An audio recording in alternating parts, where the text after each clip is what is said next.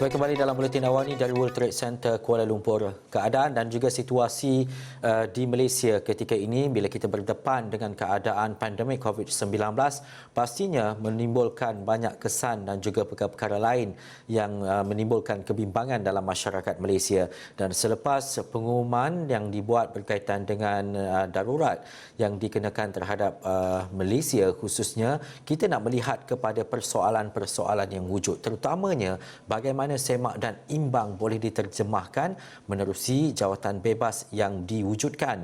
Jadi kita nak terus saja bersama dengan Profesor Dr. Siva Murugan Pandian, penganalisis politik University Sains Malaysia USM. Salam sejahtera, Prof. Ya, salam. Ya, Prof, situasi ini melihat kepada keadaan semak dan imbang yang bagaimana untuk kita terjemahkan menerusi jawatan kuasa bebas yang diwujudkan. Bagi saya, semak dan imbang itu penting dalam sebuah jawatan kuasa bebas yang akan dianggotai oleh mereka yang dirasakan mempunyai pengaruh, kepentingan dan juga boleh menyumbang kepada proses penentuan ke atas isu yang dibawa. Dan sudah pasti di sini banyak persoalan akan timbul. Siapakah yang berkelayakan kedua bidang kuasa ataupun terma yang boleh digunakan, tiga tujuan bermatlamat serta fungsi yang akan dimainkan oleh badan bebas. Dan bila sudah dinamakan sebagai satu badan bebas, saya percaya bebas daripada pengaruh politik, bebas daripada persoalan yang boleh melahirkan kebimbangan dan keresahan serta merasakan akan timbul prasangka ke atas jawatan kuasa tersebut. Jadi persoalan semak dan imbang ini penting supaya apa saja keputusan yang bakal dibuat oleh jawatan kuasa ini akan menunjukkan bahawa mereka berpegang kepada soal transparansi, accountability dan juga kompetensi. Dan saya percaya di sinilah yang mahu dilihat adalah tidak ada yang akan memanipulasi pengaruh di bawah badan ini agar apa saja yang mahu dilaksanakan itu dapat diterjemahkan dalam bentuk pelaksanaan di bawah satu sistem penyampaian yang ampuh dan baik. Dan juga, Doktor, adakah wujud masalah dalam parti-parti politik contohnya apabila hendak memasukkan mereka dalam jawatan kuasa bebas ini? Mungkin ada mereka yang mahukan berada dalam jawatan kuasa dan mungkin ada mereka yang sepatutnya tidak berada dalam keadaan dan juga dalam jawatan kuasa tersebut. Bagaimana untuk kita memahami agar ia jelas dan juga mereka yang benar-benar berkelayakan berada dalam jawatan kuasa bebas ini? Bagi saya, apabila parlimen yang selama ini berperanan untuk mainkan kedudukan semak dan imbang sudah digantung, bermakna badan inilah yang akan diberikan kepercayaan untuk menjalankan tanggungjawab tersebut. Dalam konteks ini, saya percaya walaupun ada sebahagian yang mungkin menyokong darurat, ada sebahagian yang tidak menyokong darurat, mungkin ada yang merasakan kepentingan politik jauh lebih besar daripada kepentingan kenegaraan, mungkin ada yang melihat pengaruh setengah personaliti itu tidak mahu terlibat di dalam konteks ini. Saya rasa inilah masanya untuk mengenepikan apa saja kepentingan, melihat ia satu perkembangan yang sehat, rasional dan praktikal. Dalam konteks ini, kita harus melihat bahawa tujuan badan ini adalah untuk menzahirkan beberapa intervensi untuk menapasti kompleksiti isu yang berkaitan dengan kesihatan, ekonomi sosial yang berpanjangan di dalam dinamika politik boleh melalui satu set fungsi yang barangkali boleh dikenali sebagai pengurusan dan maklum balas krisis nasional.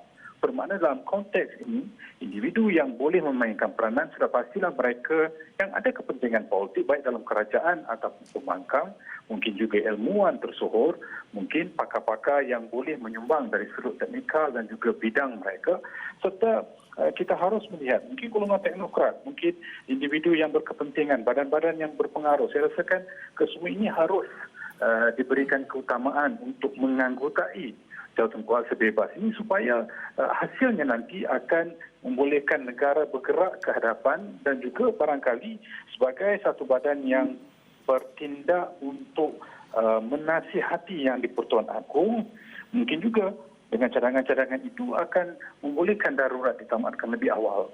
Mhm. Dan juga doktor, bila ada suara dan juga mungkin cadangan-cadangan yang di luar daripada jawatan kuasa bebas ini, dan kita tahu bagaimana media sosial dan juga perkara-perkara lain itu berfungsi, bagaimana perkara-perkara ini boleh digarapkan oleh jawatan kuasa bebas ini untuk mendapatkan maklumat, informasi dan juga pertimbangan daripada suara dan juga cadangan daripada mereka yang tidak terlibat dalam jawatan kuasa bebas? Bagi saya, jawatan kuasa ini adalah jawatan kuasa induk yang berperanan untuk melihat dari segala sudut wujud dan realita. Di bawah itu, boleh ada beberapa kluster yang memainkan peranan untuk menzahirkan cadangan dalam bentuk pelaksanaan.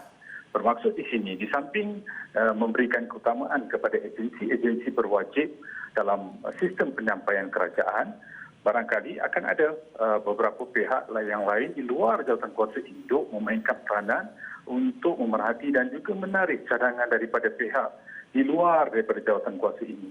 Kita ada pelbagai platform, instrumen dan juga metodologi yang boleh digunakan termasuk dari segi media sosial, kerana banyak cadangan di media sosial yang saya rasakan rasional yang boleh diberikan keutamaan yang mungkin tidak terfikir oleh jawatan kuasa induk ini.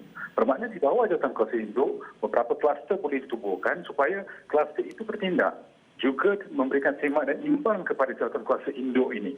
Dan beberapa cadangan di luar yang dirasakan rasional boleh diamalkan, saya rasakan harus dihalukan.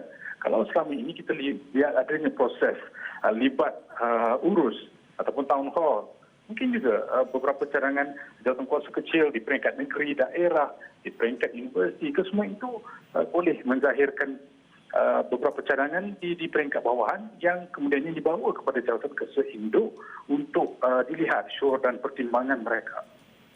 Dan juga doktor, akhir sekali, apa yang doktor harapkan dan juga doktor mahu lihatkan dalam tempoh bulan-bulan ke depan ini yang dapat dilaksanakan oleh jawatan kuasa bebas untuk kita melihat keadaan yang lebih baik dalam negara, terutamanya melibatkan kerajaan dalam menghadapi pandemik COVID-19? Bagi saya, di dalam darurat kita harus berikan keyakinan dan kepercayaan kepada kepimpinan untuk mengurus negara supaya kita dapat keluar daripada pandemik dan juga melihat proses pemulihan yang lebih awal.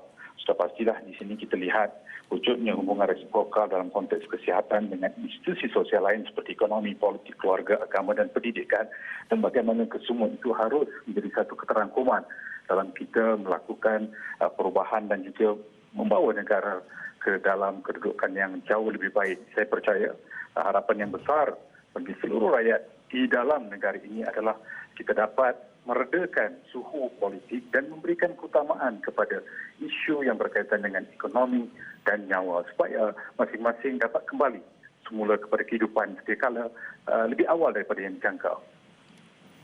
Baik, terima kasih Profesor Dr. Siva Purugan Pandian, Pengasis Politik Universiti Sains Malaysia atas diskusi perkara berkenaan.